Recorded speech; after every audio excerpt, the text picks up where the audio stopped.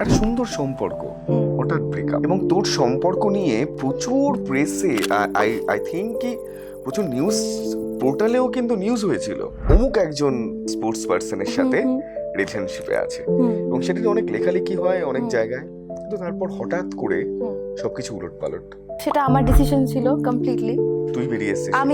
আমি করেছি, কারণ আমি না এমন একটা মেয়ে, আমি সবার মধ্যে খুব পজিটিভিটি খুঁজি।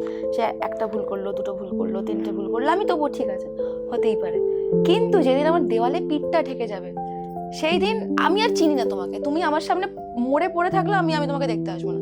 And that was that day, আমার বার্থডের পরের দিনই আমার মনে হয়েছে। বিকজ হ্যাঁ, আমি মনে করি যে আমার যাকে আমি মনে করব আমার, বা আমি যাকে সেই আমার সেই ওই স্পেসটা দেবো, আমার মনের স্পেসটা দেবো, তখন আমি চাইবো না সে তার মনের স্পেস কেন, সে মজার ছলে অন্য কোনো মেয়ের সাথে এমন কিছু কথা বলুক যেগুলো আমি নিতে পারবো না, বা আমাকে লোকে এসে কমপ্লেন করবে, দেখো তোমার ভালোবাসার মানুষটা এই মেয়ের সাথে এরকম কথা বলেছে। আচ্ছা, এগুলো শুনতি তুই? বহুত। আচ্ছা, বহুত। এটা স্পোর্টস পার্সনের কথাটা, যার কথা বললেন, শুনতাম, দেখতাম, 4 বছরে অনেকবার এমন হয়েছে। হওয়ার পরে আমার মনে হচ্ছে যে নো, নট এনিমোর।